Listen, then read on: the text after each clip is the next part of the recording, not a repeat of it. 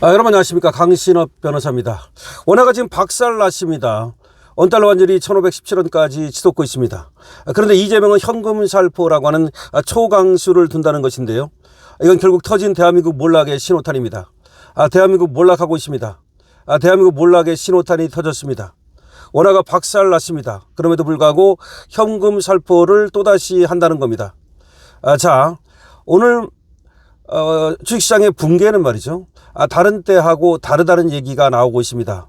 그러니까 퐁당퐁당 하면서 그래도 주식시장이 앞으로 더 나아질 거다, 계속해서 올라갈 거다라는 전망이 있었는데 외국인들이 그야말로 대거 한국 시장을 탈출하면서 이제 한국 시장은 붕괴할 수밖에 없다는 얘기가 나오고 있습니다. 외국인들이 한국 시장을 버리기 시작했습니다. 이거는 가장 큰 이유는 한국 돈이 휴지가 되는 것 때문에 그렇습니다. 외국인들이 우리나라 기업을 나쁘게 본다기보다도 우리나라 돈을 나쁘게 보기 시작한 겁니다. 다시 말하면 우리나라 주식을 갖고 있어 봤자 지금 떨어질 가능성도 많고 설사 오른다 하더라도 원달러 환율이 오르면 환차손 때문에 결국 손해를 보게 된다는 생각을 하게 된 겁니다. 지금 이제 천정이 뚫렸다는 얘기가 나오고 있습니다. 원달러 환율의 천정은 뚫렸고 1600원 가는 건 이번 주 안에도 얼마든지 갈 수 있다는 얘기가 나오고 있고 1700원 아니면 2000원대까지 열어놔야 된다는 얘기가 나오고 있습니다. 만약에 정말 원달러 환율이 2000원까지 오를 경우에는 한국은 바로 주식시장이 완전히 붕괴된다고 보면 됩니다. 한국 금융시장은 대란이 일어날 겁니다. 그리고 고금리, 금리가 치솟기 시작할 겁니다. 여러분, IMF를 잘 모르시죠? 강신업 TV를 보시는 분들 중에서 IMF를 겪으신 분들은 그때를 아실 텐데, 그때 금리가 말이죠, 50%가 넘는 금리도 있었고요. 삼성 그룹의 회사채 금리가 심지어 34%까지 갔습니다. 그리고 은행 이자가 말이죠, 최소가 17%, 그리고 많게는 50%가 넘는 그런 일이 벌어졌습니다. 다시 말하면 금리가 하늘 높이 오르기 시작합니다. 돈을 못 구합니다. 그래서 많은 기업이 무너진 겁니다. 돈을 못 구해서 무너진 겁니다. 그리고 실제로 그때 은행에다가 저금을 해뒀다가 현금으로 저금을 해뒀다가 큰 돈을 본 사람들이 많습니다. 금리가 폭등하면서 말이죠. 그래서 현금을 챙겨야 된다는 말이 나오는 겁니다. 만약에 다시 IMF가 온다면 현금이 최고입니다. 물론 달러가 있으면 좋겠지만 설사 그것이 한국 돈이라 하더라도 현금이 있어야 되는 겁니다. 지금부터 여러분들은 이제 현금을 챙기시기 시작해야 된다는 말씀을 드립니다. 지금 나오는 얘기가 원화가 박살났는데 현금 살포 초강수를 두고 있다. 이 얘기는 이 한국의 이제 대한민국 몰락의 신호탄이다, 이런 얘기가 나오고 있습니다. 저도 굉장한 위기라고 봅니다. 그러니까 이재명이 말이죠, 자기 범죄를 덮기 위해서 별 이상한 법을 만들지 않습니까? 법 왜곡죄 만들고 대법관 증언법 만들고 사심죄 만들고 뭐 지금 검찰청 없애고 공수처 만들고 별 이상한 짓을 하고 있죠.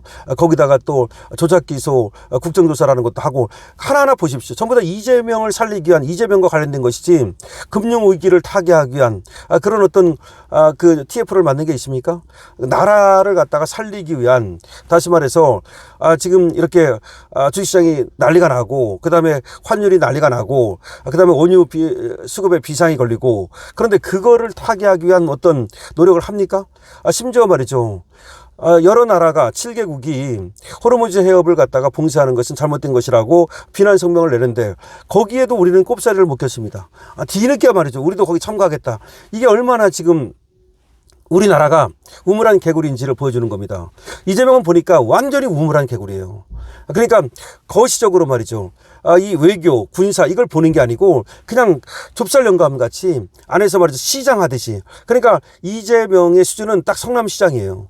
그리고 이와 같이 엄청나게 지금 위기 시대에 SBS 그 알에 대해서 사과하라고 할 때입니까?